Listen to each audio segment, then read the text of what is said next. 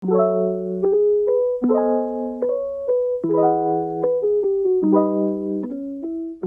байцгаана уу? Ман судар хэвлэлийн газрын ээлжид подкаст хүрэхээр бэлэн болоод байна.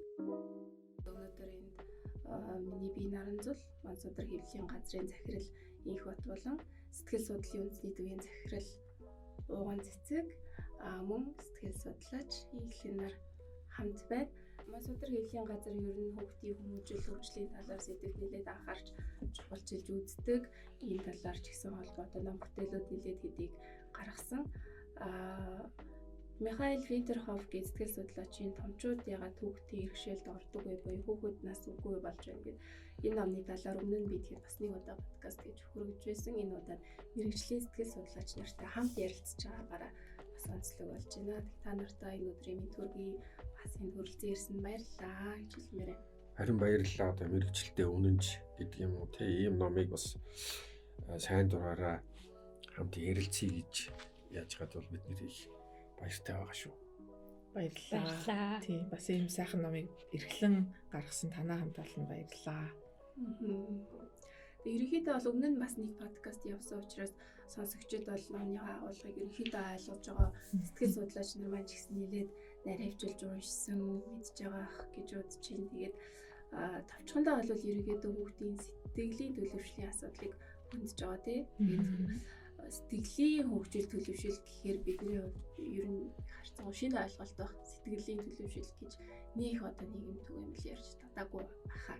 Тэгэхээр энийг та бүхэн юу гэж ойлгож байна, юу гэж ойлгох ёстой юм бэ гэдэг дээр өөрсдийнхоороо тайлбарч юм уу те үзэл бодлоо илэрхийлвэл бас зүгээр юм болов уу хэлээд гэж байна.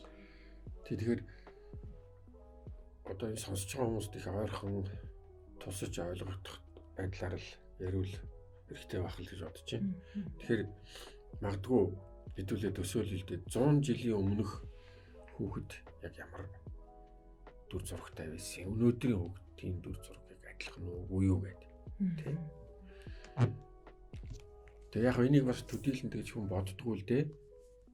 Одоо эртээр үеийг уламжлал ёс заншлаа их яриад ирэхээр эртээр үед их гоё байсан юм байна гэж ойлгох асуудал их байдаг тийм. За тэгээд тэрний дундаа бүр Чингисийн үе мүйг их ярихаар одоо бүр одоо юу гэдгийг тэр үе рүү очих юмсан ч гэж боддөг юм уу хүмүүс янз янзын сэтгэл төрдөг шиг байна. Тэгэхээр ер нь бол хүүхдийг тэр үед юу гэж үзье яг хин гэж авч үздэг байсан юм бэ гэхээр ерөнхийдөө ажлын хүч гэж үздэг байсан. За яг хүмүүс бас ярьдаг л да одоо өөрийнхөө өв залхамжлагч гэдэг юм уу тийм. Тэгээд өв залхамжилдаг хичнээн хүн байсан ингээд үзэх юм бол одоо Чингис хаанд идэв хүүхд байсан тийм ээ. За тэрний доор бас хааднуудад бас нэг 5-10 хүүхд байсан л байх. Тэгээд энэ чинь нийт хүнээ аваад үзэх юм бол нэг хүүхд гэдэг юм дээр аваад үзэх юм бол аюу жоохон тоо. Тэгээд бид нар энэ уламжлал ёс заншил гэдэг юм дотроос дандаа тийм хаад ноёдын амьдралын тэрнтэй холбоотой юм ясаар байгаа. Одоо эртээр үед гоё байсан юм байна. Тэр уламжлал ёс заншил нь өнөөдрөөс илүү байсан юм байна гэдэг ийм ойлголтод хүрчдэг. Яг тулаад ирэх юм бол маш зовлонтой хүүхдийн амьдрал маш зовлонтой л явж ирсэн. Тэ ажлын хүч гэж үздэг, хүүхдийн хүн гэж үздэг үү. Энтэгдэл ямар байлаа. Тийм ээ. Ингээд одоо ямар сайнтай л одоо дайх үргэ нэгдэг чинь 3 нас хүртэл нь ер нь ингээд ажиглаж байгаа. Тэгээ за ер нь энэ хүн болох юм шиг байна. Тэрнээс өмнө тал нь өнгөрчдөг байсан тийм ээ. Янз янзын шалтгаанаар одоо өнөөдөр шиг эмнэлэг байхгүй. Тэгэхээр за 3 нас хүртэл одоо нэр өгье. Ингээд одоо энэ хүний тоон бүтэг яал гэдэг. Өнөөдөр тэрийг бол хүн одоо дайх үргэн гэдэг их хөрхөн тийм шал өөр утгаар баярлж штэ. Тэ? Яг үндэлэхэд бол хүүхдийн дүр зураг тэр үед их өөр байж ер нь хүүхд их зовлонтой амьдралыг туулж хүн болж исэн л гэж хэлэх гэдэг л да. Тэрэн дээр одоо санал нэгж яаг уу юу. Тий.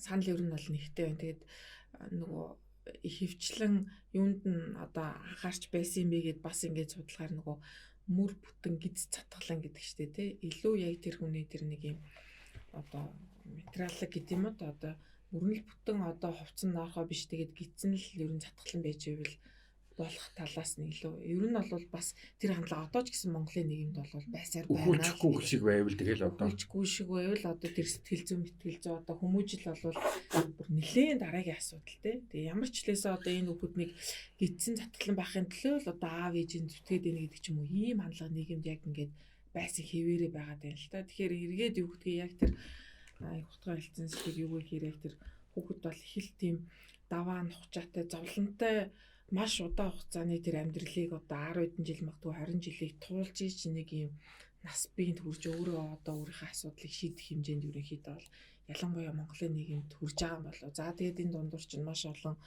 нийгмийн өөрчлөлтүүд, нийгмийн хөгжлүүд, маш олон давлгаанууд ингээ яваад ирэхээр нэг хүн бүрийн амьдралд нэг хүүхэд бүрийн амьдралд бас маш их одоо нөлөөгөө үзүүлдэг. Тэгээд энэ тухай ч гэсэн энэ ном дээр бас дурдсан.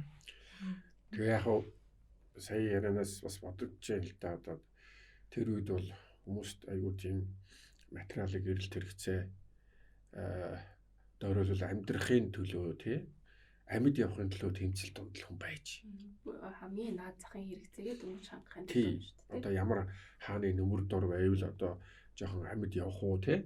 Тэрнээс биш одоо хой хүн гэж ирэх чөлөөтэй өөрийнхөө бодсон сонсныг яриад ингээд жаргаад явдаг тийм үе байсангүй шүү дээ. Тэгэхээр тийм нийгэмд бол одоо гидс затгалан мөр бүтэн гэдэг одоо тэрийг биелэхгүй ч гэсэн наад захын тэр байгалийн хэрэгцээг нь хангаад явах асуудал нэн тэргүүнд тавигддаг байсан нь бол тодорхой. Тэнд ямар юмны сэтгэл мэтгэлтэй бүгдийн сэтгэлийг одоо асуугаад тэр тухай ярина гэж байхгүй шүү дээ. Өнөөдөр бол байдал бол бидний хүссэн үсээгөө дэлхийн ертөнц ингээд өөрчлөгдөж төвжил дэвшлэр ингээд бид нарыг ингээд чирээд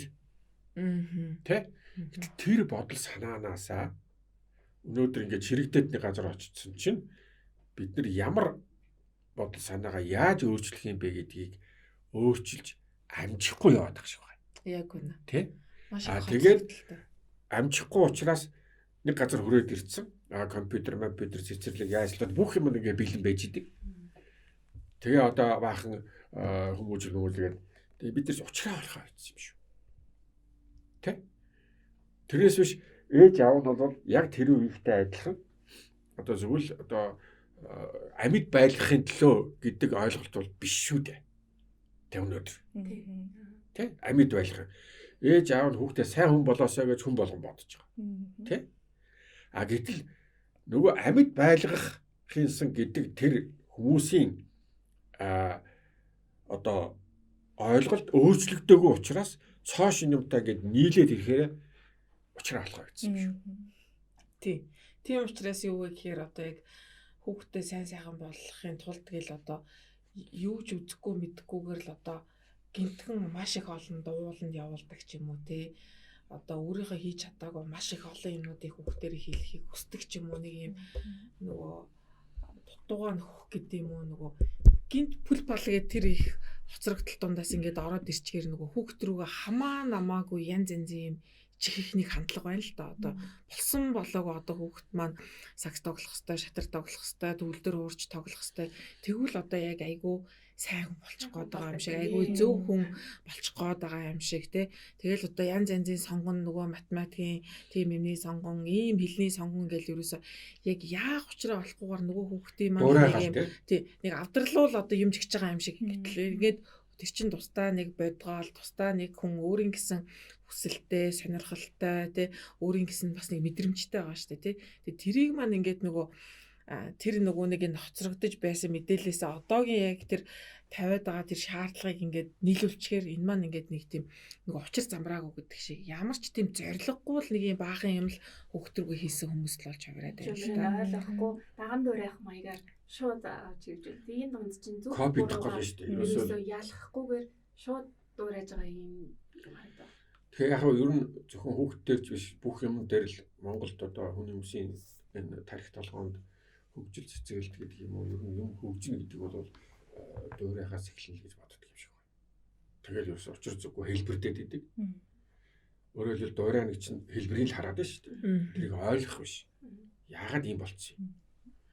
Тийм учраас одоо тэр олон секс дугууланд явуулна гэж юм. Тэгэл одоо хүн дөөрөөл тэр тэдний хүүхд юм бэ. Чи ингэсэнгүүгээд хүүхдээ загнадаг ч юм уу тий. Тэгээ эн чинь янз янзын атаархал матаархал гэдэг өчнөө юм дотор ороод ирдэг. Тэгээ уучраа олохоо ойлоо. Тэгээ сүүлд нь ерөөхдөө хүүхдээ тэгээд за тэгэл өөрийнхөө буйнаараа болог гэж хайж шин. Дахиад нэг хуучин хандлага буйнаараа болог гэдэг чинь бас нэг монголчуудын одоо юу гэдгийг нэг менталитетийн нэг онцлог ба штэ. За яг тэгжитэл ямар ч байсан нэг буйнаараа болох бах гэдэг тийм хандлага руу ингээд буцаад одоо орчдөг ч юм уу. За болох баха да гэдэг нэг тийм өөртөөхөө суур юм руу буцаад яг чигээ болохгүй байж байгаад ингээ хайчдаг юу гэдгийг яг хүүхдтэйгээ тулж яг яах вэ гэдэг тэр зорилготой бид нэр өөртөө яг олж харж чадахгүй л байна л та. Тэгэхээр энэ дээр ингээд давхар бас энэ ном дээр ч гэсэн гарч байгаа ээж аа өөртөө учраа олох тий өөрөө өөртөөхөө учрыг өөртөө олж иж хүүхдтэйг ажиллахаа. Тэгэхгүйгээр эн чинь юу гэхээр өөртөө маш их стресстэй, маш их дарамттай, маш их зовлонтой хүмүүс чинь буцаад тэр учраа олоогүй байгаа хүүхдтэй ажиллахаар л энэ дээр хүүхдээ гэмтэх, одоо сэтгэл зүйн хувьд гэмтэх, сэтгэл зүйн хэрэгцээг нь хангаж чадахгүй бах. Буцаад маш их ийм одоо дарамттай хүүхдүүдийг өөртөө бэлдээд байна гэдгээ бид нэр ерөөсөө ойлгохгүй байхгүй тий. Энэ ерөөсөө нийгмээс болоод энэ хүүхдийн гिचлээ үзэж байгаа юмнаас болоод энэ гिचлээ зургатаар буруу юм гараад байгаа учраас л манай хүүхдийн гिचлээ гэдэг нийгэм рүүгөө буцаад гэтэл тэр аав ээж өөрөө юу гэхээр өөрөө маш их стресстэй хамаг стрессээ эргээд дахиад хүүхдтэй гаргаж ийна гэдгийг бид нэр ерөөсөө ойлгохгүй байна. Тэгэд энийг бол яг энэ хүүхдтэй одоо ажилласан яг энэ Германы энэ сэтгэл засалт сэтгэл судлаач маань бол айгүй сайн анзаараад маш их олон кейсээр баталгаажуулаад тал талаас нь ерөнхийдөө бол ингэж баталсан байгаа. Тэгэхээр энэ номны агуулга бол бас маш их мүлжүүртэй эргээд дахиад бас аав ээжд айгүй их юм бодогдуулахаар бас байгаа. Тэгэхээр ингээд манай дээр ирж байгаа одоо хүмүүс дээр ч гэсэн бид нэр хэлдэг өөрийнхөө арга барилаар битээ үзээч. Олон 100 жилийн туршид ингээд батлагдсан бас яг тэр хүүхдийн хүмүүжлийн арга барил өөрөө юу вэ? Яг тэр сонгодог тэр одоо юмнууд юу вэ? Яг тэрийг ингээд зүгээр юмнаас үзээч, хараач, уншаач. Гэхдээ тэрийг зүгээр л интернетээс дуртайны газраас биш яг одоо баталгаатсан, баталгаа нотлоготой тий удаан жилийн ажиглалтан дээр суурилсан ийм ном зохиолууд бол байдаг. Эндээс үзэж харах хэрэгтэй гэдэг юм хэлдэг. Тэгэхээр аав ээжүүд маань ерөнхийдөө л өөрийнхөө мэдрэмжээр л явчихдаг. Ингүүл ерөнхийдөө л зөв юм шиг байна гэд. Тэгээд одоо хамгийн сайн аав ээжүүд нь л магадгүй одоо яг гэдгийг 1-2 ном үздэг ч юм уу. Эсвэл одоо нэг мэрэгжлийн хүн дээр даавалж очдог ч юм уу. Тийм аргатай. Хэвчлэн л тэгэхээр бид нар чинь нэг юм зөнгөөр гэх юм уу да. Одоо ээж аав байх гэдэг чинь өөр айгүй том мэрэгжил нөгөө талтай шинжлэх ухаан байгаад тэрийг бид нар ер нь бол зөнгөөрөл хийж юм л та. Ер нь бол дуртайгаараа тий. Гэтэл чинь ингээд ямар нэг юм мэрэгжлийг эзэмших заавал нэг мэдлэг байх хэвээр, өөрөө ур чадвар байх хэвээр, тодорхой онол байх хэвээр. Тэгжиж тэр нөгөө бүтээгдэхүүн гэдэг юм уу? Тэгжиж тэр бидний гараас гарч байгаа айгүй зөв сайн гарах гэдэг. Хүүхдээ бид нар айгүй сайн болгоё гэдэг чи ямар ч тийм нөгөө технологи байхгүй, арга байхгүй үзэхээр л нөгөө гарч байгаа бүтээгдэхүүнүүд маань ингээл янз л гараад байна л да. Буцаад тэрийг юу гэхээр бид нар миний өөрийн гаргасан одоо ийм шийдвэр сонголт одоо юм биш юм байна. Энэ бол нийгмийн тусгал юм байна гэд буцаад өөрийнх нь бурууг одоо нийгэмлэгөө нэлцаачдаг. Хүүхэд маань ингэсэн учраас л анги дээрээ буруу хүүхдүүдтэй байгаа учраас хүүхэд маань ингэчлээ гэдэг нөгөө өөрөөсөө зайлуулах гэх юм уу. Ийм маяг ялангуяа ийм залуу аав ээжүүдэд маш их нийтлэг анзаарагддаг гэх юм уу да. Тийм. Саяхан ярин дээрс тэр эцэг эхчүүдэд асуудал бол гол нь эхлээд байна тий. Хүүхдийн тухай ярихаас өмнө тэгээ сая ярьж юм маш их стресстэй байдаг гэж. Энэ стресс гэдэг чинь яг юу юм бэ? Юунаас болоод стрессэж байгаа юм бэ гэдгийг ярихгүй бол стресс гэдгийг бид нэр их хвчлэн юу гэж ойлгоод байна вэ гэхээр энэ өдөр тутмынхаа ажлаас л болж юм гэж ойлгоод байгаа шүү. Чухал одоо цаг наргүй их ажилдаг. Тэгээ хүүхэд нь аягчлаа гэдэг нэг ийм ойлголт хүмүүс шууд боож магадгүй. Би бол стресс гэдгийг юу гэж ойлгож байгаа вэ гэхээр ерөөсөө энэ амьдралын энэ их хурдны дунд ороод ирэхээр ажлаас гадна тий одоо хүүхдийн тухай одоо юу гэдгийг хүний эргэн тойронд маш олон зүйлийн сүний амьдрал хамаардаг. Тэр бүхний учрыг олохоо болоод тий тэрнээсээ болоод стрессж байгаа байдал би илүү байгаа болох гэж байна. Тий тэрнээс өдөрт одоо олон цаг ажиллаад ажилдаа нохлуулаад тэрнээс болоод стресс чинь гэж би бодохгүй байна. Тэгэхээр тэр стрессийн нэг нь бол нөгөө хүүхдээ яахаа мэдэх. Тэ? Уг нь одоо би энд чинь хамаг юм ал зарцуулсан. Хамаг сайн сайхан юм яасан. Тэгээ одоо энэний байж байгаа. Тэгээ одоо хүүхдээсээ одоо баг өөр нэг маягтай асуух нь шүү дээ. Би чиний төлөө бүх юм хийсэн. Тэгээ одоо чиний байж байгаа царай чинь нөгөө хүүхдүүд нь сайн мэдэхгүй. Ирэл тэгсэн болов. Тэгэхээр хийжтэй. Гэж бодох нь шүү дээ. Агуу юу? Тэгэнгүүт нөгөө түрүүн нөгөө одоо юу гэдэг эцэг эхчүүд хүүхдүүдэд хүмүүжүүлэхдээ өсөختөө тодорхой хэмжээний ингээд сайн хүн болгочих юмсан гэдэг ийм зорилго одоо бол ингээд байгаад байна. За магадгүй 100 жилийн өмнө гэж тооцоолох юм бол мөр бүтэн байлгая, эрүүл байлгая тий одоо ингэж одоо нэг юм хүүхдээ хүмүүжүүлэхдээ тодорхой хэмжээний зорилгыг тавиад байна тий тэр зорилгыг тавьчингуудаа тэр зорилгодоо хүрэхийн тулд эрүүл амьд байлгая гэдэг зорилго тавьсан бол тэр чинь ингээ хооллээ, ундлээ, за юмнаас хамгааллын өвчин тусгаар нь асарч тойлё гэдэг ийм зорилтууд орж ирнэ шүү. Тэрнээс хэдрэхгүй шүү. Хэдрэхгүй. Тэгэнгүүт одоо болоод эхлэнгүүт хэрвээ хүүхдээ сайн хүн болгоё, одоо зөв бие хүн болгоё гэдэг ийм зорилго тавьсан байгаа бол тэрэндээ таарсан зорилтуудыг одоо хийх шаардлагатай болчих. Тэгэхгүй ингээд нэг 40-50 жилийн өмнө магадгүй ашиглаж исэн өөрсд дээрээ ингээ байсан юмыг яг адилхан эсвэл яг эсрэгээр нь ингэж ашиглаад би ингэж өссөн эсвэл намайг ингэж өсгсөн болохоор би хүүхдээ ингэж хийзэж өсөхгүй эсвэл эсрэгээр нь өсгөнч гэдэг юм уу те нэг түрүү нөгөө уган цэцэн сэтгэл судлаачийн хэлжсэн шиг өөрийнхөө одоо тэр сурч чадаагүй өөрийнхөө хийж чадаагүй юмыг хүүхдтэй зааж өгөхгүй хүүхдтэй сурах гал өөрөө төгөлдөр хуурын дугуултанд явж чадаагүй хэрэгцээг хүүхдээрээ хангах гал тий ингээд тахаар магадгүй яг тэр орчин үеийн хүүхдээ хүмүүжүүлж байгаа зорилго ч өөр үеийн тэрэндээ тааруулаад нэгдүгээр зорилтуудад тавих дээрээс нь өөрийнх нь тэр сэтгэл зүйн хэрэгцээ гэдэг хангаж чадаагүй зүйлээ хүүхдээрээ дамжуулж бас хангахгүй байх ч гэдэг юм уу ийм зүйлүүд яг бага насны хүүхдийн зөвлөгөөн дээр хөвчлээ юу нь бас ингээ ажиглагддаг. Өсвөр насныхан дээр бол би нөгөө тэрнээр ажилладаг болохоор сайн мэдгүй яг бага насныхан дээр ажилладаг сэтгэл судлаачийн хувьд бол тиймэрхүү байдлууд нэлээд бас ингээ ажиглагдах хандлага. Чиний яриан дээр сая одоо бид нэр хэлээс хүүхдээ сайн хүн болгоё гэж боддог тийм. Тэгэхээр сайн хүн гэж яг юу хэний хэлээд байна? Сайн хүн болгоно гэдэг нь яг юу гэсэн үг юм бэ гэдгийг ярьдгүй. Сайн хүн гэдгийг магадгүй одоо чиний сая ярианаас өөрийгөө сайн хүн гэж боддог. Тийм учраас өөртөө адилхан болох гэж байна шүү дээ. Тэ? Яагаад гэвэл би бол ингээд одоо яваад ирсэн. Би бол одоо сайн сайхан явж байна. Тэгэхээр миний хүүхд бол одоо намайг одоо наад зах намайг дуурайчвал тэ тэгэхээр тэрнээс илүү гаруй сайн л үз гэсэн нэг тийм баримжаа байна да. Тийм. Тэрнээс биш сайн хүн гэж яг юу хэлээд байгаа гэдгийг бид нар нийгмээр мэдэхгүй шүү дээ. Тэ? Өөрөөр хэлбэл нийгэмд бол одоо сайн хүн гэдэг тэр үнэлэмж хүн болгон өөрийнхөө. Тэр хүн болгон өөрийнхөө юм чинь бүгд адилхан байхгүй. Тэгэхээр бүгдээр адилхан байхгүй юм чинь ээж аав нэг янзаар, багш нэг янзаар, айл хөршийнх нь нэг янзаар, эмээ өвөө нэг янзаар. Тэгэхээр бүгдээрээ өөр үнэлэмжтэй хүүхд рүү хандаад байна да. Тэгэхээр нөгөө сайн хүн хаана байна? Тийм үстэй. Өөрөөр хэлбэл тосхон хүүхдийг хүмүүжүүлдэг гэсэн нэг Африкийн үг байдаг гэж би сонссон. Тэгэхээр бүгдээрээ хүүхдийн хүмүүжил хамаатай. Зөвхөн эцэг биш. Тэр сайн хүн гэж яг хэнийг хэлээд байгаа бэ гэдгийг бид нэр яагаад ярьж болтгоо. Яг үнэ. Нийгэмд сайн хүн гэдэг чинь одоо манай боловсролын систем тийм үү?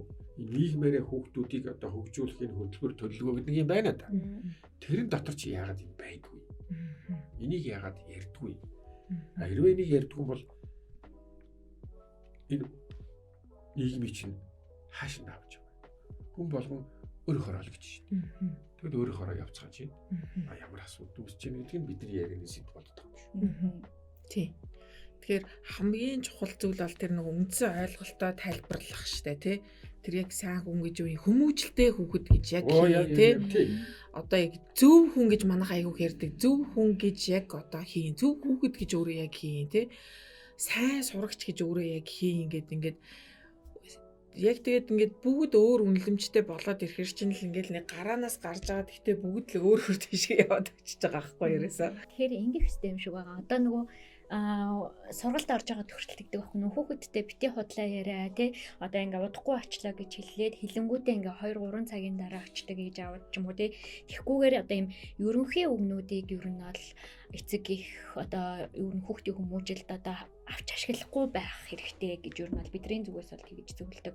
Яагаад вэ гэхээр за би удахгүй очлоо гэх тэгэнгүү зарим хүмүүс 30 минут гэж ойлгоно, зарим хүмүүс 1 цаг гэж ойлгоно. Тэгээ яг тэрэн шиг та яг ямар хүүхэдтэй ба зөв хүн ч юм уу те зөв бие хүн эсвэл сайн хүн, сайн хүүхэд гэдгийг ойлголтоор биш, нэршлэр биш. Би худлаа ярьдаггүй шудраг хүүхэдтэй болмоор байна.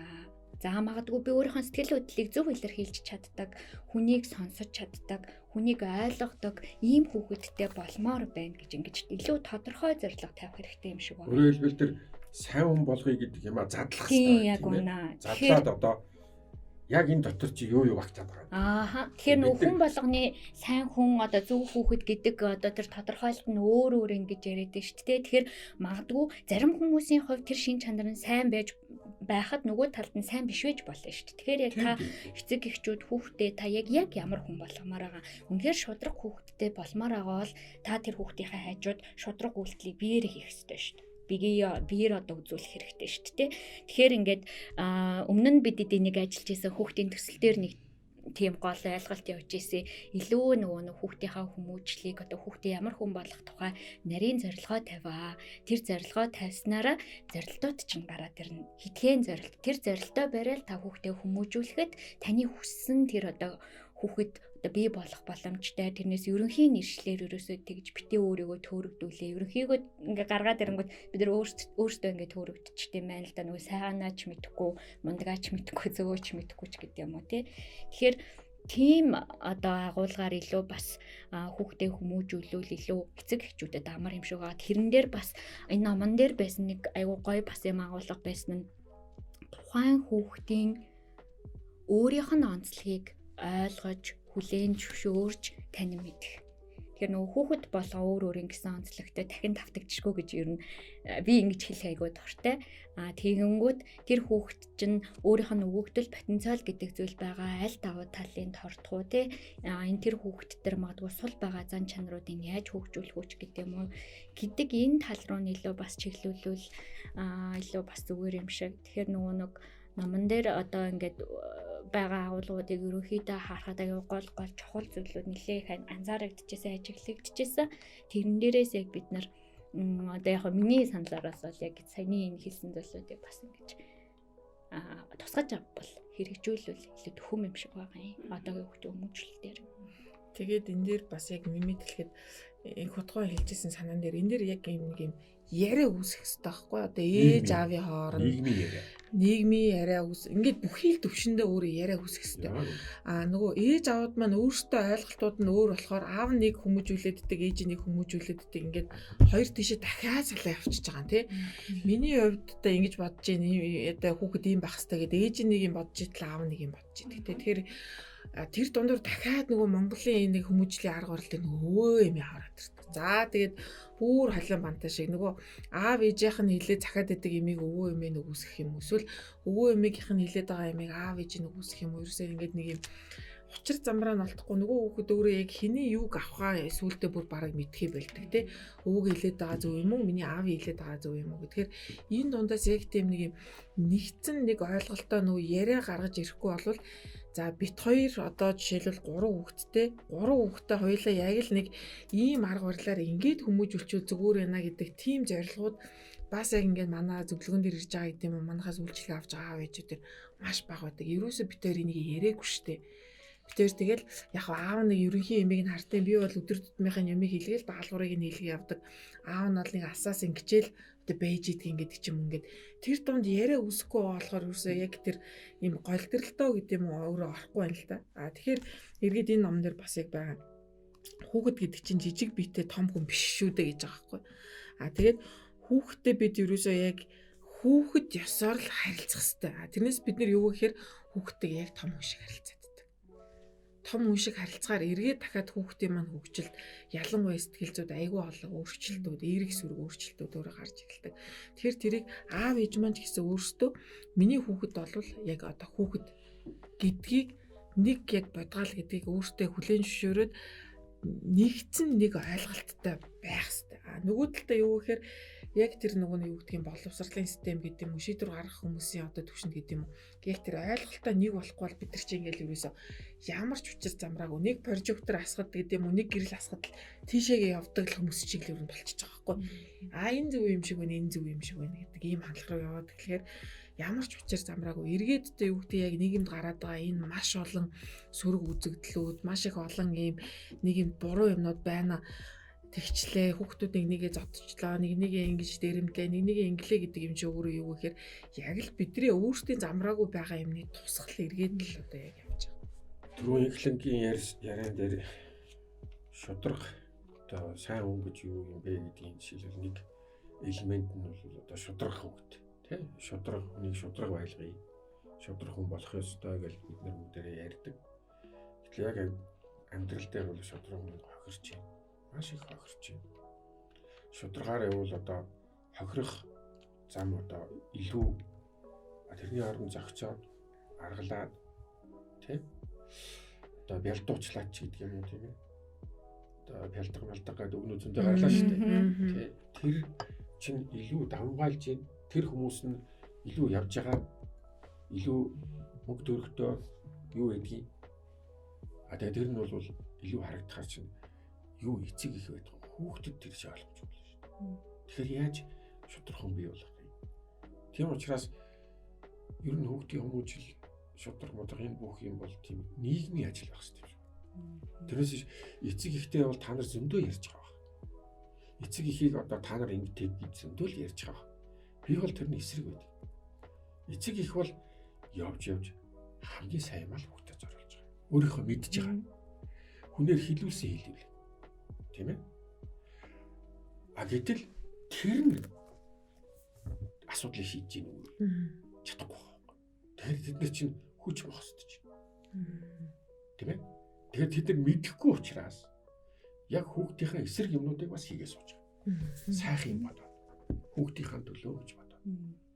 Тэгэхээр энэ чи яа харахгүй хүмүүжил гэдэг чинь Монгол улс гэдэг бол нэг айл үрх юм бол бүгдээрээ ярьж хагаад энэ асуудлыг шат ахиулах хэрэгтэй л гэж бодож байна. Тэрээс ш одоо ээж аав эсвэл багш руу ингээл загнаал те.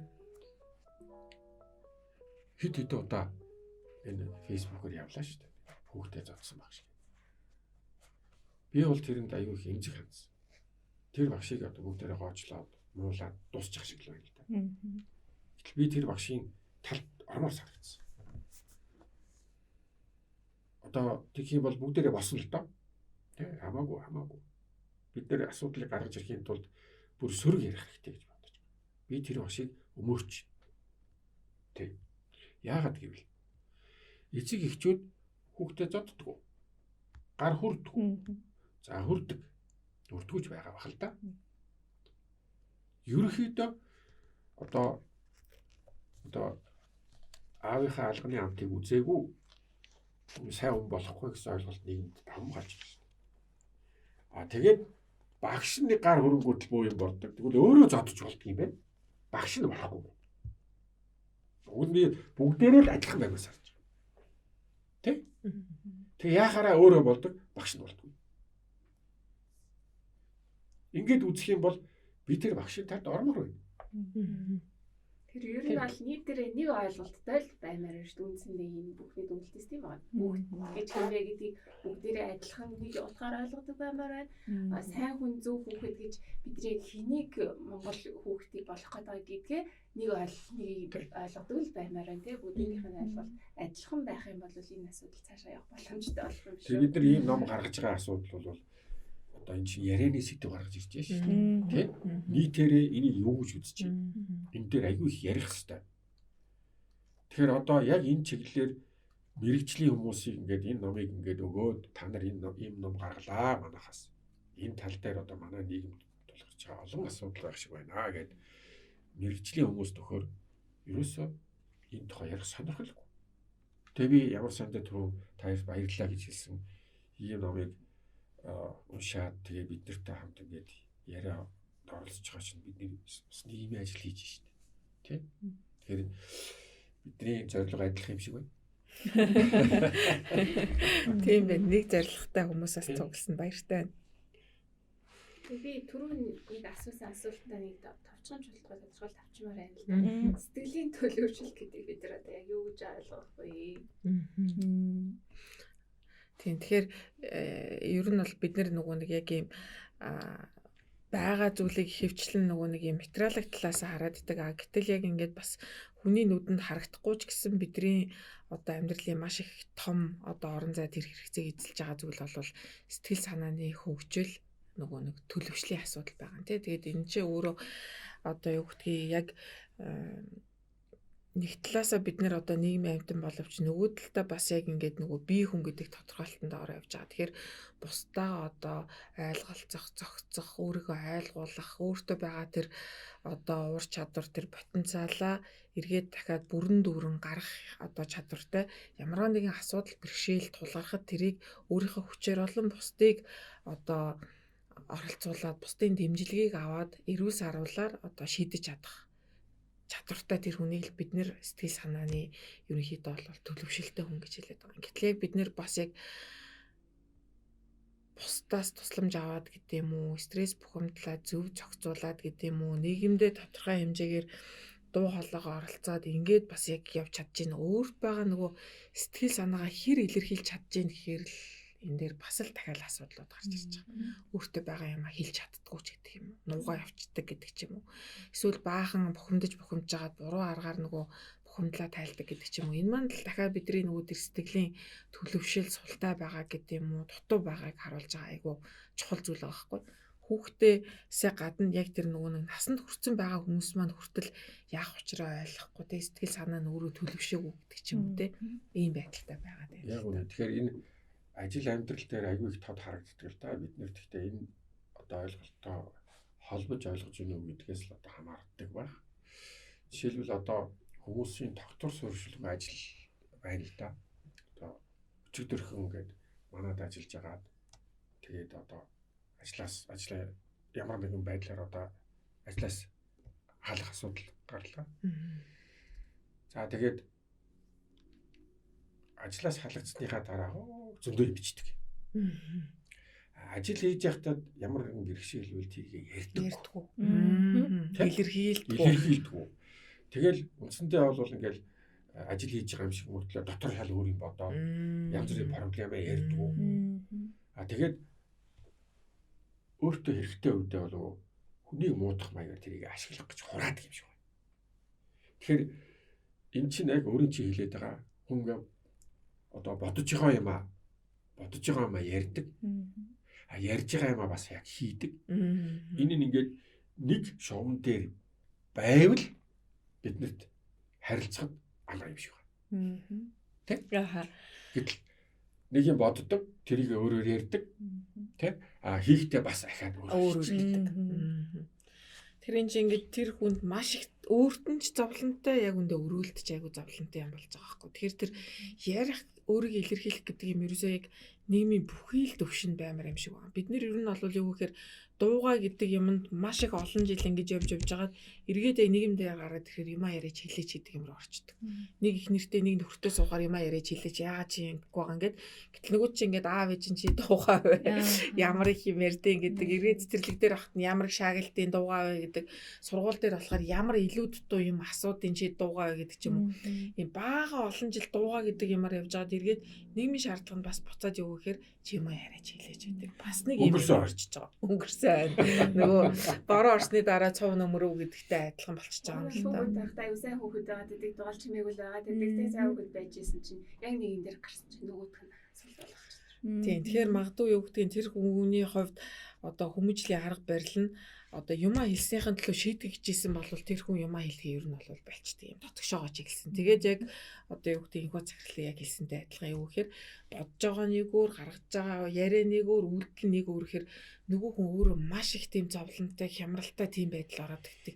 Ямар дүрээр яах вэ гэдгээ ч өөрөө ойлгохоо болчдөг. Өөрөө тийм гомдол тэжсэн ч өөрөө яг үндэ мдээгүй явж идэг гэдэг ч юм уу тийм. Баярлаад байгаа ч яг үндэ мэдгүй. Дараа нь баахан юм цацаж нөгөө буруу юм гаргачаад яана би буруу юм ичлээ. Уул нь би тэндээс айгүй их юм сурсан гэдэг ч юм уу юм бүр буруу зөв юм янз янзын ойлголтууд мэдрэмжүүд өөрөө орж эхэлдэг. Тэгэхээр бид нар ер нь бол хаасаг бол ярьж ямаар байгаа байхгүй тий.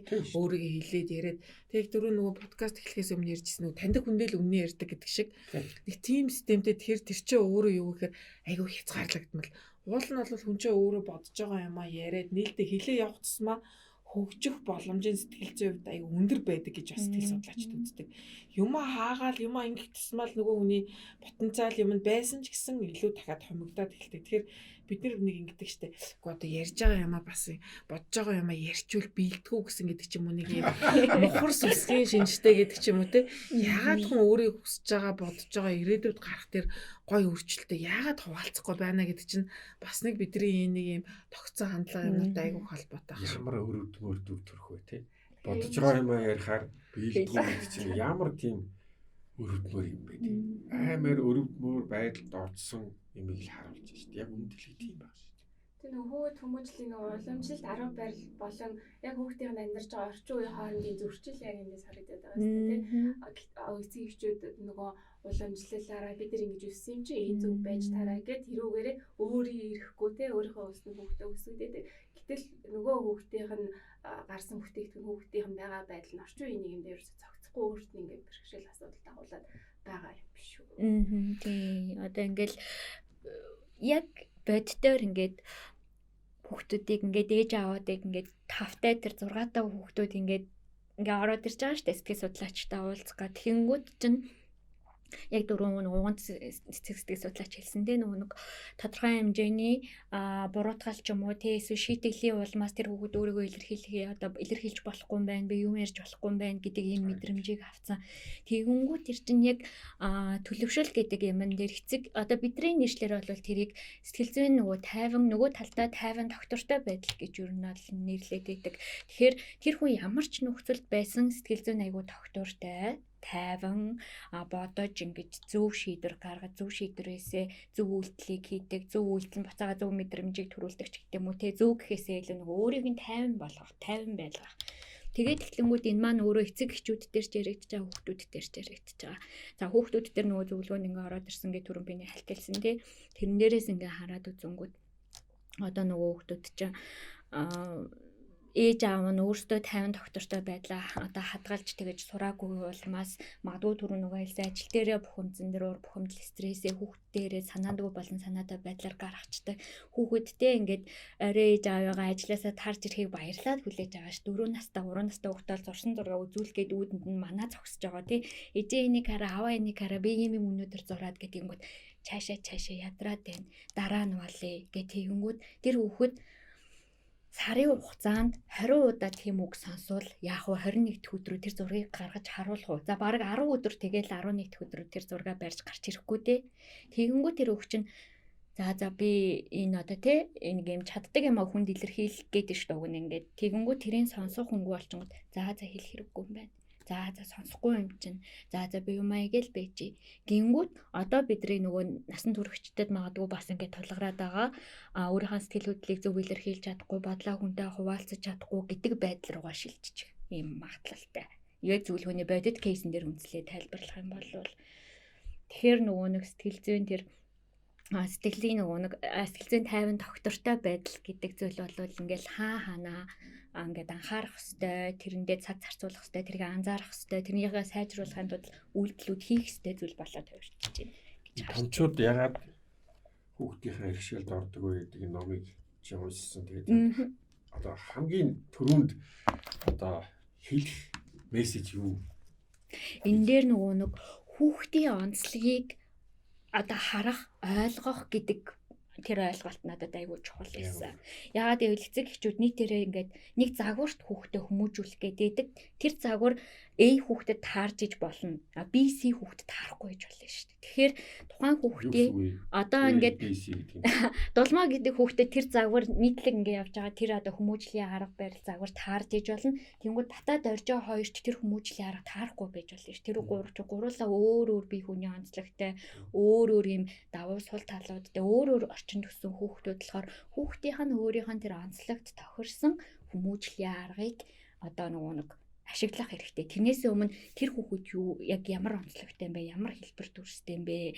Сул тал нь юу юм бэ? Давуу тал нь юу юм? Уурлахаараа яад юм, баярлахаараа яад гэдэг юмнуудыг нь хамгийн түрүүнд анхаарч үзэх хэрэгтэй. Тэр энэ номон дээрээс надад тэр ойлголтол хамгийн чухал байсан.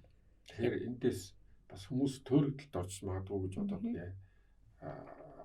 Одоо хэлий гэж бодож байна, одоо асууя гэж бодож байна. Юу гэхээр ер нь бол хүн болгон давтагдшгүй гэж байгаа тийм. За тэгээд аваад үзэх юм бол одоо хүмүүжлийн арга барил гэдэг чинь хэзээ ч давтагддаггүй байна. Тийм. Тэгэхээр ABC гэдэг ангилд оруулж байгаа чинь гэдэг юм тодорхой хэдэн төрөл хуваагдах гэдэг байна. Ааха. Айгу олон тооны. Тий. Тэгэхээр тийм ангилд оруулахаар нэгдүгээр хүмүүс бас төрөлтөл үүсэж байна. Тийм учраас давтагдшгүй л гэж байгаа бол хүүхд тулхан бол өөр. Бид нэр юу баримжаалах хэрэгтэй юм бэ гэдэг үл. Тэг ингээ зүгээр одоо хүн болго өөрөөхөө гэдэг ингээ ойлгоо явж байгаа энэ өнөөдрийн цаг хугацаа өнөө биш үү гэдэг үзгээд бид нар нийгмээр ийм одоо үнэт зүйл хүүхдийн хүмүүжлийн энийг л одоо хамтдаа зорьё гэдэг тийм одоо үнэт зүйл бидний дунд байхгүй. Тийм учраас хүн болгон өөрийнхөө гэдэг юм орцсон юм шиг байна. Мэргэжлийн юмд ороод ихээр бас нэг мэргэжлийн үг хэлээд ABC гэдэг ингээ явж чаар нөгөө жирийн хүн чинь ойлгохгүй байдал болчих магадгүй шүү дээ. Тэгэхээр бидний энэ ярианаас бол магадгүй одоо ялангуяа энэ боловсролын одоо бодлогын бичиг баримтуудад энэ үнэт зүйл гэдэг имийг л бид нэр илүү одоо сайн хүн болох гэж байгаа бол тэрийг л илүү тодорхой нэхэж шаардаж ингэж л баримжаагаа авахгүй бол болохгүй байх л гэж бодож байна. Надад болохоор энэ номон дээр бас яг гарсан аюу чухал санаа бас сэтгэл судлаачдын одоо түлхүү хэрэгэлдэг санаа өөрөө юу гэхээр хүүхэд болгон одоо төрөхдөө ийм сэтгэл зүйн одоо үндсэн хэрэгцээтэй төрдөг. Дээрээс нь одоо тодорхой хэрэгцээг эцэг эхээсээ заавал одоо авж иж тэр сэтгэл зүйн хэрэгцээ нь бол хангагдана гэж үзэж байгаа. Тэгэхээр жишээлбэл одоо юу гэдгийг нөгөө хүүхдэд төрснөөс нь хойш бол айгүй тайван байлгах, хүүхийг нь айгүй сайн хүүхдээ аюулгүй орчинд байгаагаа мэдрүүлэх, одоо арьсаар хүрэлцэх, тэ бүүэлэх гэдэг юм уу те. За тэгээд нөгөө жихвэн орсон бол тэрийг сольждаг байх гэдэг ч юм уу те. Ингээд нөгөө хөгжлийн ийм үе шатууд нь эргээд дахиад хүүхдээ чинь тэр сэтгэл зүйн одоо хэрэгцээнд бол маш их чухал үүргээ гүйцэтгэг нэ. За тэгээд нөгөө өсгөр нь хоолыг нүгдэг, угжийг нүгдэх те.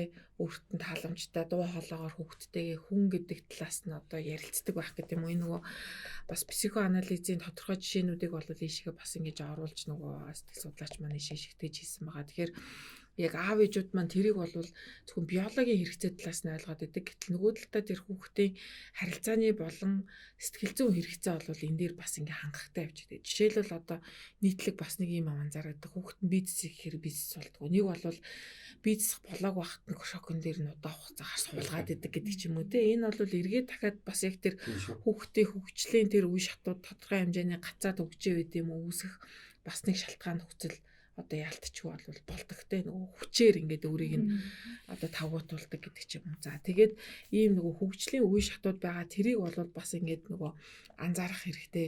Дээрээс нь нөгөө нэг ийм одоо EDP үе гэдэг ч юм уу. Одоо нөгөө нэг манай нэршлэр бол ийм юмнууд сэтгэл судлалын нэршлүүд бол байгаа. Гэхдээ тэрийг яг ингээд энэ дээрээс дэлгэрүүлээд унших юм бол аав ээжүүд маань энэ үе дээр нь би ерөнхийдөө анхаарах хэрэгтэй юм байна. 3 настай байхад нь жишээлбэл эсрэг хүстэй одоо охтууд бол аав руугаа хүү болвол ээж рүүгээ илүү их ингэж нөгөө нэг ойрхон байхыг хүсдэг юм байна гэдэг ч юм уу те. Тэр одоо мэдээллүүдээ бас эндээс ингээ авах боломжтой. Тэгэхээр юу гэхээр зөвхөн нөгөө нэг тэр материалын хэрэгцээ хувцас хоолоор нь хангахаас гадна яг тэр ойрхон байх өөрөө одоо дуу хоолойгоороо хүрх хүүхдтэйгээ ярилцах. За нөгөө монголчууд бас уламжлалт дээр нөгөө нэг одоо хүмүүжил дээр байсан нөгөө настайчууд бас хэрэгэлдэг. Али миний хүү хаа байна гэдэг дөнгөж төрсөн үе дээр нь ч гэсэн хүүхдүүдтэй харилцдаг шүү дээ, тий. Тэр чинь бол бас нөгөө харилцаанд орж байгаа хүүхдийг хүн байна гэдгийг өөрт нь ойлгуулж байгаа. Нэраа үед нь ч гэсэн би хүн юм байна гэдгийг ойлгох тэр нөгөө ухамсарыг нь бүрдүүлж байгаа айгуу чухал үе гэж ярьдаг. Нөгөө Монгол залуу аав ээжүүд бол үгүй та одоо манай хүүхэд үлгээдээ хөвтөж яхад нь лали хаа байна гэддэг ямар учиртай ингээд гэтэл тэр чинь бас яг сэтгэл зүйн хэрэгцээг нь хангаж байгаа айгуу чухал бас нэг юм одоо харилцаа яриа гэх юм уу да ингээд нөгөө харилцаа үүсгэж байгаа чухал юм үе байдаг. Тэгэхээр гих мэтчлийн нөгөө нарийн яг сэтгэл судлалын тэр нэг нарийн юмнуудыг бол энэ номон дээр маш гоё шигтгээнүүд болгоод жишээгээр баримтжуулаад бас ингээд оруулсан байгаа. Тэгэхээр тэрэн дээрээс бас аав ээжүүд манд яг ингээд энэ үе дээр нь би ингэх хэрэгтэй юм байна. Энэ үе дээр нь би ингээд тэрвэрх хэрэгтэй юм байна. Хөө бол ээж бас ингээд уйлсан үед нь гэдэг ч юм уу сайн өгөх хэрэгтэй юм байна гэдгийг илүү бас яг ойлгох байхаа гэж бодож байна. Миний хувьд энэ номыг уншаад миний алдаануудыг л хэлээд өгсөн юм шиг. Миний болон миний эргэн тойронд байгаа хүмүүсийн миний алдаа нийгэмтэй яагаад ямар холбоотой ч гэдэг юм уу тий. Тэр талаараа энийг уншиж чадлаа. Энийг гаргахгүй болохгүй гэл аюу их бодсон. Тэгээд нэлээд удажиж гарлаа. Уншихад ер нь энэ ойлгомжтой нэр томьёонууд ямар байх шиг та нар мэргэжлийн юм. Ер нь бол маш их мүлжүүртэй, маш их ойлгомжтой байсан. Гэхдээ энийг тэгж нөгөө за гэл ингээл хурдан унших ном биш.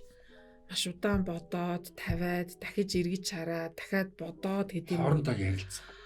Тэгж өөртөө оруулсны дараа нь дахиад энэ номыг уншиж үзээд одоо санал болгоод тэр хүнтэйгээ дахиж ярилцаж үзэх. Эсвэл энэ номыг уншиж үзээгүй хүнтэй бас ярилцаад уншиж үзхийг санал болгох ч юм уу те. Тэгж ярилцах юм бол илүү бүр яг маш мүлжүүртэй, илүү яг үлдэцтэй, илүү яг одоо яг тэр хүүхдийн хүмүүжлэлээр юун дээр нь би алдаад байна, юун дээр нь би оноод байна, юун дээр нь алдахгүй тул би яах ёстой вэ гэдгийг илүү олж хармаар санагдсан юм. Чиг баримж байгаа олж авах. Тий. Тэгээ энэ ч өөрөө юу гэхээр маш их олон жилийн туршид ажилласан ажилтнуудаа энэ сэтгэл судлаач маань тэмдэглэсэн байгаа. Маш олон янзын хүүхдүүдийн, олон насны хүүхдүүдийн бас тэр нэг жишээнүүд дээр оруулж өгсөн учраас хүүхэд болгоны л энэ хүүхэд чинь нэрээ энэ юм байна. Энэ нэрээ тэрний хүүхэд юм байна. Энэ нэрээ манай хүүхэд юм байна гэдэг тийм бас юм жишээнүүд айгүй ойрхон явж байгаа юм шиг санагдсан.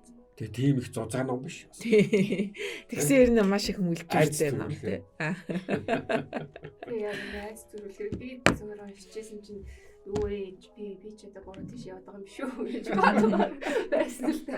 Тэгээд би сүүлд нь бодох нэг тиймэрхүү асуудлыг юунаас үүсч вэ?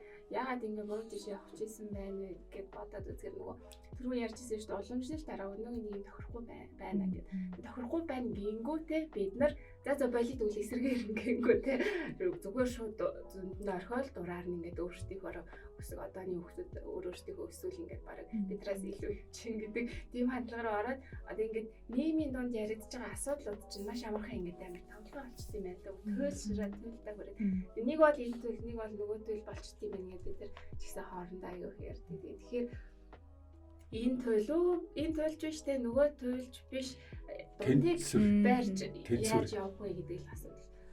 Өөрөөр хэлбэл олж шинэ хуучны тэнцвэр харьцаанд дээр л бид нэг юм хөгжүүлэх юм шиг тийм. Германд болохоор 14 жилийн өмнө одоо яг энэ асуудал одоо хүүхдийн хязгааргүй эрхчлөлөө олох зөнд нь орох гэдэг асуудал туйлдаа хүрээд энэ сэтгэл зүйчийн намыг хүчээс аргагүй болоод хэрэгцээ нүсэд бичигдсэн байна те. Яг одоо манай нийгэмд энэ агуулга одоо хэрэг асуудал болж гэх юм уу чухал шаардлагатай хэрэгцээтэй гэх юм уу асуудал болж байгаа юм болоо. Саяхан би нэг залуу ээжтэй санамсргүй таарлаад энэ хүүхдэд тухай ярьж ирсэн. Тэгээд яг саяын асуултанд хариу болж магадгүй гэж. Тэгээ яг хүүхд 2-3 хүүхдтэй юм шиг байгаа. Тэгээд яг бидний бүгдээрээ л нэг тийм аав ээжийнхаа тийм захиргаанд гэдэг юм уу өссөн сургамжлал тий. Тэгээ яг болгоны хамт тэргээр ярьдаг тийм үү. Өөрөөр хэлбэл хүүхдийн нэг уламжилт арга барил гэдэг юм чинь нэг энэтэй холбоотой шүү дээ.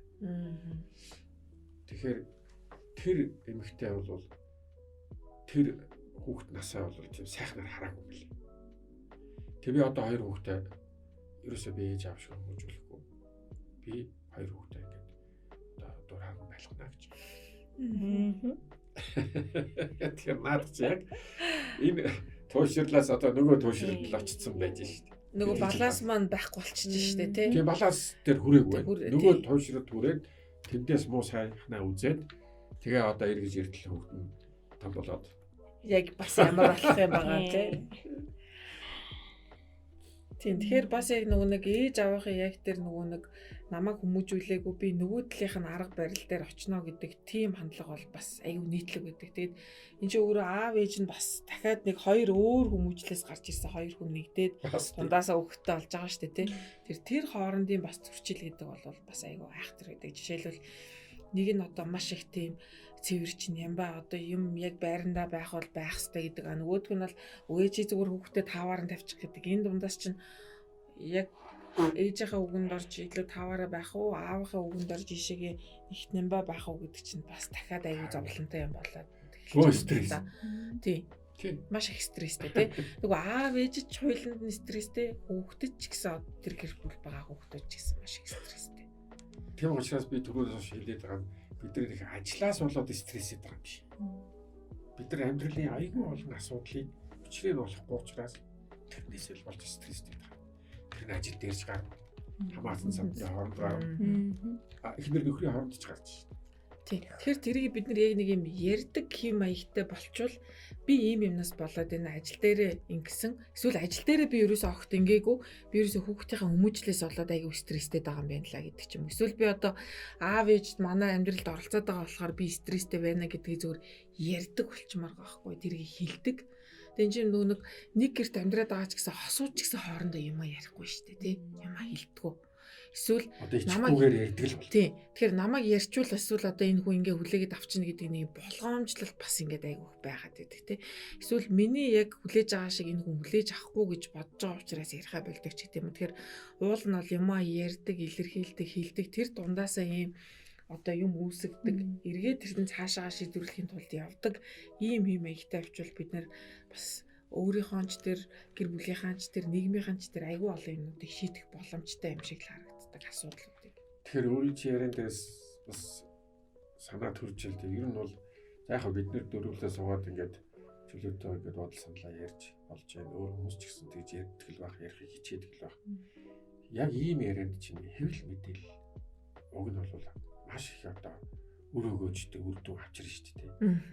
Манай хэвлэл мэдээллийн салбар одоо контентээр байнга дутчихэйд. Тэгээд одоо тэрийг өгүүлэхийн тулд юу ч хамаагүй. Уг нь бол бодлого хэрэгждэг болвол хэвлэл мэдээллийн салбар ялангуяа телевиз, радиороо бол энэ сэдвийг түлхүү одоо яриулах боломж бол биш шүү дээ. Тийм. Бодлого хэрэгждэг. Аль тэрэнд тэрийг олж харахгүй байна уу? Хүсэхгүй байна уу? Ийм л байдалтай болох шиг байна. Тийм. Тэгэхээр энэ дундаас юм яриануудаас хүн бас айгүй их олон юмнуудыг бас ингээ олж хардаг те. Тэр үзэж болно, үзэхгүй ч болно. Гэтэ хүн ингээ тараад явах юм бол те. Бид нэр сая нэг төсөл өнгөрсөн одоо 2 жилийн өмнөөс хэрэгжүүлээд за Монголын бас нэг томоохон юм одоо үйлдвэрлэгч газар байгаа. Тэгээ тэрэн дээр бид нэр яг нүүд тэтгэврт гарах гэж байгаа насны хүмүүстэй ингээд хөтөлбөр хэрэгжүүлээд сэтгэл зүйн зөвлөгөө өгөөд ярилцаад бүлгийн зөвлөгөө хийгээд ингээд явсан. Тэгээ тэрэн дундаас ямар ийм гоё санаанууд бас өссөн бэхээр тэр хүмүүст гэж байгаа. Ямар гоё юм бэ? Би ч бас өөрийнхөө юм олтой давуу дээрээс нь сайн туршлага хүнтэй ярьсан чинь бүр айгүй гоё байд юм бэ. Ямар гоё болд юм бэ? Ямар сайхан юм бэ те? Хүн ингэж ярьж явах ёстой юм байна. Өөрийгөө бас те тэгжиж өгөхөр нөгөө хүн чинь өөртөө илүү ихтгэлтэй болд юм байна. Илүү дараагийн амьдралдаа одоо бэлтгэгддэг юм байна те. Тэр дундаас бид нэр бас юуг олж харж байгаа гэхээр ажил хөдөлмөртөө эзэн болж байгаа хүмүүс чи ямар гоё юм бэ? Ямар сайхан байд юм бэ гэдэг давхар бас нэг юмнуудыг авч байгаа. Тэгэхээр бид нар чи одоо нөгөө нэг халамжлуулаад энэ хөдөлмөр хүмүүс хийхгүй байх гэддэг. Тэгээ тэрийг гэхдээ ярихгүй байгаа хгүй. Ямар хүмүүс нь яг хөдөлмөр хийхгүй байгаа юм. Хөдөлмөр хийж байгаа хүмүүс нь жишээлбэл ямар хүмүүс хийгээд байгаа юм. Жишээлбэл яагаад тэр хүн ажилдаа айгүй дуртай болсон гэдэг тухай жижигхэн хөөрхөн кейс аваад тэр хүнийг тариулал ярихад тэр бас айгүй гоё санаа амаар юмнууд байгаа аахгүй. Яаж ажил дуртай болсон, яаж хөдөлмөрт дуртай болсон, яаж ингэж одоо юу гэдгийг эмээ голохгүйгээр тууштай явснаар одоо сайхан болсон юм бэ гэдэг тийм одоо санаанууд ингээ өөрөө гарч байгаа. Тэгэхээр энэ дээрээс яалчгүй нэг өөрийгөө ярих тэр хэрэгцээ, илэрхийлэх хэрэгцээ те бусдад ойлгох хэрэгцээ гэдэг юм чинь өөрөө аягүй чухал. Эргээд тэрэн дундаас бас хүмүүс маш их олон зүйлийг олж авт юм болов уу гэж бодож байна. За ерөнхийдөө цагч ус нэлийн явж байгаа шүү. Гэхдээ би нэг асуумаар санагдаад ганц юм байна. Асууч. Ер нь нөгөө хүүхдэд бид нар хандж байгаа хүүхдийг яг хин гэж ойлгож байна гэдэг тухайн хүний итгэл үнэмшлээс тэр хүн хүүхдтэй яаж хандах уу, ямар харилцаа гарах уу гэдэг нэг их шалтгаалаад байгаа юм шиг сүүлийн үед аягүй санагдаад байгаа байхгүй. Тэгэхээр энэ хэр их нөлөөлт юм бэ гэдгийг нэг жоохон тайлбарлаад өгч. Одоо жишээ нь хүүхэд бол надаас төрсөн учраас миний мэдлэг юм а гэж бодож итгэж байгаа хүнээс бол нэг өөр хандлага гарах бах. Тусдаа энэ чинь би даасан басгүй юм шүү. Бие дааж амьдрах ёстой юм шүү гэж итгэж үнэмшиж байгаа хүнээс бас арай өөр хандлага гарах бах л та. Хүүхдийн тухай ойлголт хүмүүсийн янз бүр байх шүү тий. Тэгэхээр нөгөө энэ дээр бол за миний хувьд юугаа хэлэхэд нөгөө нэг саналаа хэлэхэд нөгөө тавьсан зорилго нь ямар вэ гэдгээс шалтгаалаад тэр хүүхдийг хэн болох вэ гэдэг асуудал яригддаг шүү дээ. Тэгэхээр нөгөө нэг яг нөгөө одоо хоёр туйл руу биш дунд нь нөгөө нэг тэнцвэрийг нь хадгалах гэдэг шиг мэдээж тэр хүүхдийн нөгөө нэг бүгдийг ингээ тийм би гаргасан юм чинь би ингээ тгийх хэвстэй ангих хэвстэй энэ ч одоо бараг л миний өмч гэдэг ийм байдлаар харилцдаг эцэгчүүд байна. Нөгөө талдаа намайг ингэж өсгсөн юм чинь би хүүхдээ ингээ чөлөөтэй байлган дураар нь байлган гэж байгаа ээж аавд байна. Тэгэхээр яг тэнцвэрийг хадгална гэдэг шиг мэдээж хүүхэд юм чинь тэр чинь 5 жил 6 жил 10 жил 15 жилийн туршлагатай ингээ насныхаа хувьд туршлагатай байгаа. Тэгэхээр мэдгүй юмнууд зөндөө байгаа, ойлгохгүй юмнууд зөндөө байгаа. Тэрэн дээр нэцэг их удирдах биш, зүгээр чиглүүлэх, зөвлөх гэдэг үгнээс. Тэр хүүхд өөрөө хийх ёстой юмнуудаа хийн. Одоо тэр нөгөө манай Эрик Эриксон гэдэг одоо нөгөө бидний барьж авдаг тэр аргачлаар хүүхдийн насанд нь одоо тэр тохирсон сэтгэл зүйн хэрэгцээг нь хангах гэдэг юм анхаарна, анзаарна, өөрөө тэрнийхэн талаар мэдлэг эцэгчүүд олж авна. Мэдээж хүүхдийн тэр тухайн насанд нь мэдрэх ёстой мэдрэмжүүдийг нь мэдрүүлнэ гэхдээ одоо юм буруу юмн дээр хязгаарлах, зөв юмн дээр дэмжих, тэрийг үргэлжлүүлэх, хажуу талаас нь ингээд замаасаа гарч гадах юм бол замд нь оруулаад өөрөөр нь урагш нь алхуулаад дахиад зүүн тишээ халбирч гадах юм бол дахиад нөгөө зам руу нь оруулаад гэдэг байдлаар тэнцвэрийг нь хадгалж хүүхдийг хүмүүжлүүлэх арга барилыг сонгуул илүү зүгээр байна. Тэр хүүхэд бол таны худалдаж авсан тавилга ерөөсөө биш. Тий. Тэгэхээр одоо юу гэдгийг тэр бол танаас тусдаа оюун бодолтой, сэтгэл санаатай, зүрх сэтгэлтэй одоо бие даасан хуу хүн те. Тэгэхээр тэрийг яг ингээд нэг өөрийнхөө худалдаж авсан тавилгатай адилхан энд тавьчих энийг яг ингэчий гэдэг энэ арга барил маань л өөрөө маш их буруу юм руу те.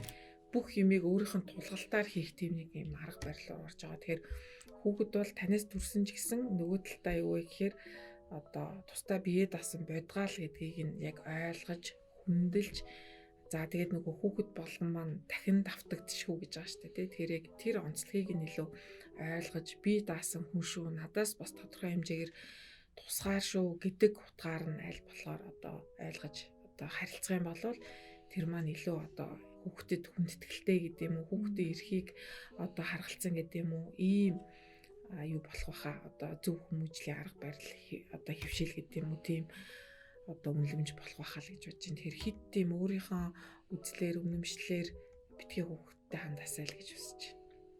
Судалж бидээсээ тийм. Ихэнх нь л ерөн санамсаргүй явж байгаа хүүхдтэй очиж байгаа шүү дээ. Тийм. Тэрнээс биш одоо за би хүүхдтэй үлдэн за чиний миний одоо финанс ямар үлээ за энэ хүүхд төрөхөөр одоо цэцэрлэг сургууль нь юу илээ гэдэг юм болныг бодож одоо хүүхд төрүүлж байгаа тийм одоо хөгжилтэй орны хүмүүс байна л да.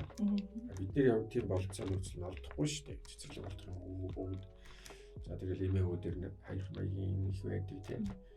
Тэгээ ер нь ийм тохиолдлын маягаар хүүхд гаргах чаа тэгээ сүүлд нь болохоор одоо нөгөө сая хэлдэг шиг тавилга мэлх шиг ингээд үзээд ижис болохгүй шүү.